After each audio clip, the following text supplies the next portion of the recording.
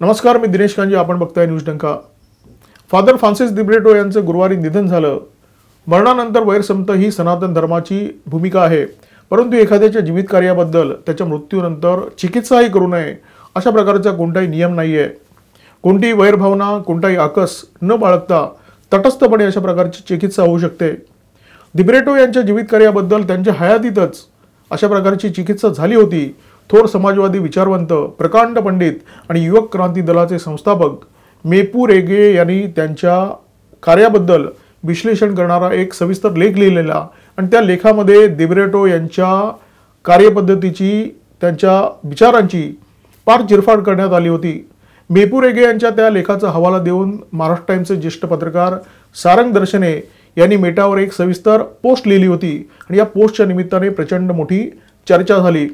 या चर्चेने फादर दिब्रिटो यांचा बुरखा फाटलाय आणि त्यांचं समर्थन करणाऱ्या शरद पवार यांच्यासारख्या पुरोगामी नेत्यांचा सुद्धा. सहिष्णुतेचा गंधवारा नसलेले ख्रिस्ती पाद्री या देशामध्ये कित्येक शतकं बाटवाबाटवीचे हे उपद्व्याप करत आलेले आहेत आणि हे केवळ कपोलकल्पित विधान नाहीये. अनंत प्रियोळकर या लेखकाने गोवा इन्क्विजिशन या पुस्तकामध्ये पोर्तुगीजांच्या सत्ताकाळामध्ये गोव्यामध्ये हिंदूंवर धर्मांतरासाठी जे अनन्वित अत्याचार झाले ते सप्रमाण या पुस्तकामध्ये दिलेले आहेत. आपण जर छत्रपती शिवाजी महाराज, छत्रपती संभाजी महाराज यांचा इतिहास जर चाळला तर त्या इतिहासामध्ये सुद्धा असे अनेक दाखले आहेत की ज्याच्यामध्ये गोव्यात हिंदूंवर धर्मांतरासाठी जे अनन्वित अत्याचार झाले ते ठसठशीतपणे समोर येतात. जुन्या गोव्यामध्ये हात कातरो खांब नावाचा एक खांब आजही अस्तित्वात आहे. हिंदूंना पोर्तुगीजांच्या सत्ताकाळामध्ये या खांबाला बांधण्यात येत असे, त्यांचे हात असे मागे पिरगाळण्यात येत आणि जो हिंदू धर्मांतराला नकार देतोय त्या हिंदूंचे हात इथे छाटण्यात येत असत. एका प्रस्तावित उड्डाणपुलाला अडथळा होतो म्हणून हा खांब हटवण्याचा निर्णय गोव्यामध्ये होणार होता, परंतु गोवेकरांनी या निर्णयाला प्रचंड कडाडून विरोध केला. आज तिथे उड्डाणपूल अस्तित्वात आहे, परंतु तो खांब सुद्धा तसाच ठेवण्यात आलेला आहे, कारण हा खांब गोव्याच्या इतिहासाचा चालता बोलता पुरावा आहे. धर्मांतरासाठी इथे किती अनन्वित अत्याचार झाले ती कथा सांगणारा हा खांब आहे. त्याच्यामुळे गोवेकरांनी हा खांब तिथे राहावा म्हणून आग्रह केला आणि सरकारने गोवेकरांच्या त्या आग्रहासमोर मान तुकवली. माझ्या देवाला जर शरण गेलात तरच तुमचं स्वर्गातलं बुकिंग कन्फर्म आहे. जर तुम्ही विरोध नाही केलात तर तुम्ही कयामतपर्यंत नरकामध्ये सडत राहणार असा यांचा धर्म सांगतो. यांचा धर्म सांगतो की माझा देव हा देव आहे आणि बाकीचे सगळे देव हे शैतान आहेत. आणि हे तत्वज्ञान जो धर्म सांगतो त्या धर्माचे पाद्री भारतामध्ये सहिष्णुता आणि शांततेचं तत्वज्ञान सांगत फिरत असतात. हिंदूंना सांगत असतात की तुम्ही मनुवादी आहात, तुम्ही असहिष्णू आहात, तुमचा देव हा सैतान आहे. भारतात स्वतंत्र देश असल्यामुळे इथे हिंदूंची छळवणूक करून, हिंदूंचे हात कापून, हात कातरो खांब उभारून इथे धर्मांतर करणं शक्य नाही आहे. पाद्र्यांच्या हे लक्षात आल्यानंतर पाद्र्यांनी सेवेचा बुरखा पांघरला आणि ते दलित वस्त्यांमध्ये शिरले, आदिवासी क्षेत्रांमध्ये शिरले आणि इथे त्यांचे बाटवाबाटवीचे धंदे जोरात सुरू आहेत. फादर दिब्रिटो हे अशाच प्रकारच्या पाद्र्यांचे प्रतिनिधी होते. धर्मांतर करण्यासाठी तुमचे हात बरबटले असतील तरी चालेल, परंतु तुमचा चेहरा मात्र विचारी हवा, पुरोगामी हवा आणि ही काळजी दिब्रिटोंनी कायम घेतली. ते कायम पुरोगामी चेहरा घेऊन समाजामध्ये वावरत राहिले आणि धर्मांतराचे उद्योग करत राहिले. फादर दिब्रिटो यांच्या निधनानंतर ज्येष्ठ नेते शरद पवार यांनी त्यांना श्रद्धांजली अर्पण करणारी एक पोस्ट एक्सवर अपलोड केली. त्याच्यामध्ये एक वाक्य असं आहे की दिब्रिटो यांनी वसईतील गुंडगिरीची लढा दिला. आता वसईतील गुंडगिरी म्हणजे कोणाची गुंडगिरी? ती गुंडगिरी होती ठाकूर कंपनीची. दिब्रिटो त्या गुंडगिरीच्या विरोधात लढले, परंतु या ठाकूर कंपनीचे राजकीय गॉडफादर कोण होते हे काय महाराष्ट्रापासून लपलेलं नाही आहे. पुरोगामी नेते असो किंवा पुरोगामी विचारवंत दिब्रिटोंसारखे, दांभिकता हे त्यांचे अंतरंग असतात. शरद पवारांच्या पोस्टनंतर शरद पवारांची दांभिकता उघड झालेली आहे. पुरोगामी नेते असो किंवा पुरोगामी धर्मप्रसारक, त्यांचे अंतरंग हे असे असतात, म्हणजे उक्ती एक असते आणि कृती एक असते. जर फादर दिब्रिटोंना वसईतील गुंडगिरी ही धर्मप्रसारासाठी उपयुक्त आहे असं जर वाटलं असतं, हे जर लक्षात आलं असतं, तर कदाचित फादर दिब्रिटोंनी त्यांचा विरोध न करता त्यांचं समर्थन केलं असतं आणि या गुंडगिरीला त्यांनी स्वातंत्र्य सैनिक म्हणून जाहीर केलं असतं. त्यांच्या पाठीशी ते खंबीरपणे उभे राहिले असते. तुम्हाला जेव्हा एखाद्या व्यक्तीला धर्मांतरित करायचं असतं तेव्हा त्याच्या मनातली आधीची जी श्रद्धा आहे ती तुम्हाला नष्ट करावी लागते आणि पाद्र्यांनी हेच काम केलं. आधीच्या श्रद्धा नष्ट करण्यासाठी त्या श्रद्धा नाचवण्याची गरज असते, त्या श्रद्धा बदनाम करण्याची गरज असते. तुमचा देव हा देव नाही आहे, तो शैतान आहे. तुमचा देव तुमच्या कोणत्याही कामाचा नाही आहे हे त्यांना सांगावं लागतं. पाद्री गावोगाव फिरून हेच सांगत असतात, हेच अशा प्रकारचा प्रचार करत असतात आणि या प्रचारामुळे एखादी व्यक्ती जेव्हा धर्मांतरित होते तेव्हा ती फक्त ख्रिश्चन होत नाही, ती हिंदू धर्माची, हिंदू संस्कारांची आणि हिंदू देवदेवतांची कडवी विरोधक बनते. हिंदू देवदेवतांमध्ये त्या व्यक्तीला सैतान दिसू लागतो. सावधानच्या शोधामध्ये हे पादरी गावागावामध्ये जातात. लोकांना सांगतात की तुम्हाला जर स्वर्गात जायचं असेल तर तुम्हाला येशूला शरण यावं लागेल. हे पादरी त्या लोकांचा बुद्धिभेद करतात, त्यांची दिशाभूल करतात. अनेकदा हे पादरी भगवावेश धारण करतात, ख्रिस्त नारायणाची कथा सांगतात आणि तुम्हाला प्रसाद सुद्धा देतात. कोणताही मिशनरी तुमचं सक्तीने धर्मांतर करत नाही असं फादर दिब्रेटो आयुष्यभर ओढून ओढून सांगत राहिले.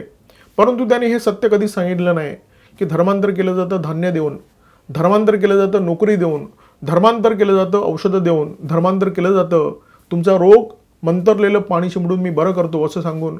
गावागावामध्ये चंगाई सभा होतात. या चंगाई सभामध्ये पादरी मिशनरी तुमच्या अंगावर मंतरलेलं पाणी शिंपडतात आणि तुमचे असाध्य रोग बरे करण्याचा दावा करतात. लोकांना मूर्ख बनवलं जातं आणि त्यांना धर्मांतरित केलं जातं. फादर फ्रान्सिस दिब्रेटो यांनी याच्यावर कधीही भाष्य केलं नाही. लोकांना मूर्ख बनवलं जात आहे, त्यांना आमिषत दिली जात आहेत हे त्यांनी कधीही जाहीररित्या कबूल केलं नाही, कारण ते पुरोगामी होते आणि पुरोगामी असेच असतात. फादर दिब्रेटो यांचं हे बोगस तत्त्वज्ञान, त्यांच्या तत्त्वज्ञानातली बनवेगिरी, त्यांची बाटवाबाटवी मेपुरेग यांनी तपशिलासह मांडली. आणि मेपुरेगे हे कोणी हिंदुत्ववादी नव्हते, ते घनघोर समाजवादी होते, प्रकांड पंडित होते, ते संघाचे कडवे विरोधक होते. आजच्या समाजवाद्यांमध्ये आणि मेपुरेग्यांमध्ये फरक केवळ एवढाच आहे की मेपुरेग्यांनी आपली बुद्धी काँग्रेसच्या चरणी गहाण ठेवलेली नव्हती. मेपुरेग्यांच्या या लेखानंतर अनेकांनी त्यांना नव हिंदुत्ववादी म्हणून हिणवायला सुरुवात केली. अर्थात मेपुरेग्यांनी त्याला फारशी किंमत दिली नाही, कारण ते स्वतंत्र विचारसरणीचे होते. मेपुरेगे यांनी मांडलेली तथ्य आणि त्यांनी सांगितलेलं सत्य खोडून काढण्याच्या भानगडीत मात्र हे पुरोगामी पडले नाहीत, कारण ते पुरोगाम्यांच्या दृष्टीने सोयीचं नव्हतं. दिब्रेटो हे विचारवंत म्हणून वावरले, पुरोगामी म्हणून वावरले आणि आडून आडून त्यांनी कायम हिंदुत्ववाद्यांना टार्गेट करण्याचा प्रयत्न केला. कधी मनुवादी म्हणून, कधी गोडसेवादी म्हणून, कधी फॅसिस्ट म्हणून. विचारवंत असलेले, पुरोगामी असलेले फादर दिब्रेटो ख्रिस्ती धर्मातील कुरीतींवर कधी बोलले नाहीत. ख्रिस्ती पंथांमध्ये प्रचंड भेदाभेद आहेत, त्याच्यावर त्यांनी कधीही भाष्य केलं नाही. मनुस्मृती जाळण्यामध्ये पुरोगामी कायम आघाडीवर असतात. मनुस्मृतीमध्ये काय म्हटलं आहे त्याच्यावर हे भाष्य करत असतात, त्याची चिकित्सा करत असतात. परंतु विषय जेव्हा दुसऱ्या धर्मातील धर्मग्रंथांचा येतो तेव्हा यांची वाचा बसते. त्याची चिकित्सा ही मंडळी करत नाहीत, कारण त्यांना माहिती आहे अशा प्रकारची जर चिकित्सा केली तर ती बुडाशी होऊ शकते. ही चिकित्सा जर करण्यात आली तर लक्षात येईल की इतर धर्मग्रंथांमध्ये म्हटलं आहे पृथ्वी गोल नाही, चपटी आहे. पृथ्वी स्थिर आहे आणि सूर्य पृथ्वीच्या भोवती फिरत असतो. अशा प्रकारची अनेक तथ्य या धर्मग्रंथांमध्ये आहेत, परंतु त्याच्याबद्दल कोण अवाक्षर काढत नाही, त्याची कधी चिकित्सा केली जात नाही. आणि जेव्हा जेव्हा काही लोकांनी हे सत्य सांगण्याचा प्रयत्न केला त्या लोकांचा अनन्वित छळ करण्यात आला, त्यांना तुरुंगात टाकण्यात आलं. धर्माच्या या ठेकेदारांचा युरोपमधला इतिहास जर आपण चाळून पाहिला तर आपल्या लक्षात येईल की एकट्या युरोपमध्ये 50 लाखांवर महिलांना चेटकीन ठरवून जिवंत जाळण्यात आलं. त्यांचा दोष केवळ एवढाच होता की त्यांनी ज्ञानाचा प्रकाश शोधण्याचा प्रयत्न केला, त्यांनी ज्ञानाच्या मार्गावर पुढे जाण्याचा प्रयत्न केला, त्यांनी शिकण्याचा प्रयत्न केला, म्हणून त्यांच्यावर अशा प्रकारचे अत्याचार करण्यात आले. धर्मांतराच्या नावावर युरोपमध्ये महिलांच्या विरोधात जे झालं तेच आफ्रिकेमध्ये निग्रोंच्या विरोधात करण्यात आलं. केनियाचे दिवंगत पंतप्रधान जोमो केनियाटो यांचं एक विधान खूपच प्रसिद्ध आहे. केनियाटो असं म्हणालेले आहेत की जेव्हा मिशनरी आफ्रिकेमध्ये आले तेव्हा त्यांच्याकडे बायबल होतं आणि आमच्याकडे जमीन होती. त्यांनी आम्हाला सांगितलं की डोळे बंद करा आणि प्रार्थना करा. आम्ही डोळे बंद केले, प्रार्थना केली. जेव्हा डोळे उघडले तेव्हा त्यांच्याकडे जमीन होती आणि आमच्याकडे बायबल होतं. धर्मांतरणाचं काम करताना पादरी नावाच्या जमातीने जगभरामध्ये जो उत्पात निर्माण केलेला आहे त्या उत्पाताचं सार जोमो केनियाटा यांनी या 2 वाक्यामध्ये सांगितलेलं आहे. भारतामध्ये सुद्धा तेच आहे. भारतामध्ये, ईशान्य भारतामध्ये जो दहशतवाद निर्माण झाला त्या दहशतवादाच्या मुळाशी चर्च आहे. आदिवासी क्षेत्रामध्ये नक्षलवाद जोरात असतो, कारण जिथे गरिबी आहे तिथे नक्षलवाद आहे. त्याच्यामुळे नक्षलवादी नेहमी प्रयत्न करत असतात की गरिबी कधी संपू नये. मिशनरीसुद्धा तोच प्रयत्न करत असतात, कारण जे गरीब आहेत, जे अशिक्षित आहेत त्यांनाच तुम्ही धर्मांतरित करू शकता.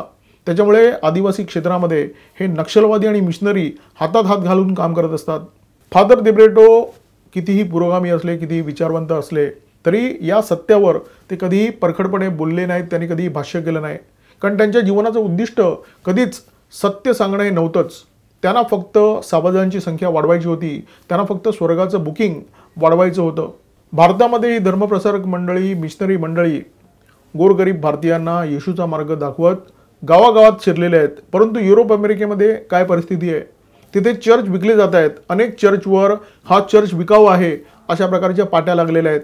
अनेक ख्रिस्ती तरुण हातात भगवद्गीता घेऊन रस्त्यावर हरे राम हरे कृष्णचा गजर करत फिरतायत, कारण त्यांना जी मानसिक शांती हवी आहे, त्यांना जे सत्य हवं आहे ते सत्य त्यांना भगवद्गीतेमध्ये दिसतंय.